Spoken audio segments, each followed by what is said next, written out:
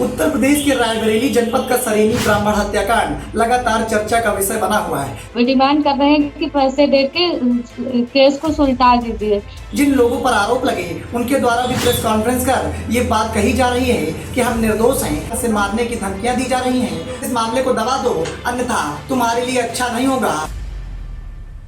नमस्कार, आपके साथ मैं हूं सचिन तिवारी। उत्तर प्रदेश के रायबरेली जनपद का सरेनी ब्राह्मण हत्याकांड लगातार चर्चा का विषय बना हुआ है। लगातार ब्राह्मण हत्याकांड को लेकर चर्चाओं का दौर जारी है और लगातार नई नई तस्वीरें निकलकर सामने आ रही हैं। इस हत्याकांड में जिन लोगों पर आरोप लगे उनके द्वारा भी प्रेस कॉन्फ्रेंस कर ये बात कही जा रही है कि हम निर्दोष हैं, हमें फंसाया जा रहा है। इसी पर बातचीत करने के लिए मृतक अतुल तिवारी की बहन वेदिका पांडे हमारे साथ मौजूद है, जिनका कल भी एक वीडियो सोशल मीडिया पर वायरल हुआ जिसमें इन्होंने साफ तौर पर कहा कि हमारे परिवार को जान से मारने की धमकियां दी जा रही हैं। इस मामले को दबा दो अन्यथा तुम्हारे लिए अच्छा नहीं होगा।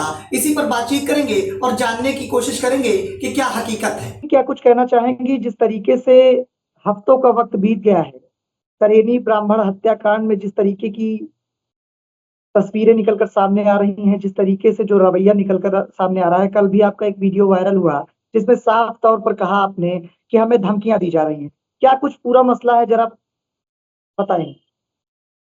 जी भैया, दूसरों द्वारा मैसेजेज आ रहे हैं कि जो है डिमांड कर रहे हैं कि पैसे दे के केस को सुलटा दीजिए, लेकिन हम लोगों ने इनकार कर दिया इस बात से, जिसके लिए वो लोग कॉन्फ्रेंस पे जाके बोल रहे हैं कि मेरे मामा का लड़का था और ये सब मतलब ये सब बवाल इसलिए बोल रहे हैं ये लोग कि केस को भटका रही है, जिससे हम लोगों को न्याय ना मिल सके और हमको और हमारे परिवार को धमकियां भी दे रही हैं, जिससे हमें शासन और प्रशासन पर पूरा भरोसा है कि वो हमें न्याय दिलाएंगे।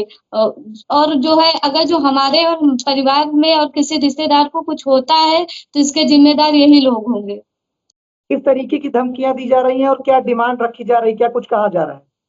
भैया, धमकियां दी जा रही है कि अगर जो केस को नहीं सुलटाओगे पैसे देके तो अच्छा नहीं होगा, उल्टा आप लोगों को ही फंसा दिया जाएगा, जो वो कर भी रही है। ये जो दूसरे पक्ष की तरफ से एक प्रेस कॉन्फ्रेंस की गई जिसमें आरोप लगाए गए कि निर्दोष को फंसाया जा रहा है, और जिस तरीके से क्या वो जिस दिन घटना हुई उस दिन जिसके द्वारा प्रेस कॉन्फ्रेंस की जा रही वो मौके पर थी, ऐसा कुछ हुआ था क्या? नहीं थी मौके पे, वो थी ही नहीं और उन्हीं की गाड़ी से आरोपी फरार हो रहा है। एमपी गाड़ी फॉर्च्यूनर जी भैया, उन्हीं की गाड़ी से, एमपी की गाड़ी से फॉर्च्यूनर से फरार हो रहा है और वो वारदात के टाइम थी ही नहीं, तो वो कैसे कह रही है कि कौन था कौन नहीं था? वारदात के टाइम तो भाई हम थे। हाँ, उसके बाद वो कहीं भी कुछ भी नहीं थी। हफ्ते भर बाद उनको याद आ रहा है कि उनका भाई सूरज की तरह साफ है। अगर जो साफ था तो क्यों नहीं भाग के क्यों गए, फरार क्यों हुए? जी,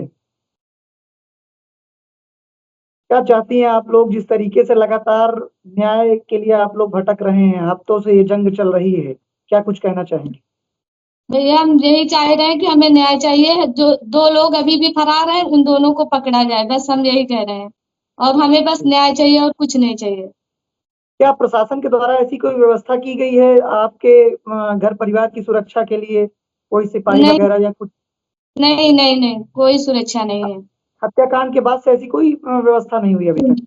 नहीं भैया, कोई सुरक्षा नहीं है। अच्छा, धमकियां दी जा रही हैं लगातार? जी भैया, तो लगातार धमकियां आ रही हैं। हमें, हमारे परिवार और हमारे रिश्तेदारों को खतरा भी है इन लोगों से। अच्छा, जी भैया। चलिए, बहुत बहुत धन्यवाद आपका। Brought to you by Sparrow Outfit.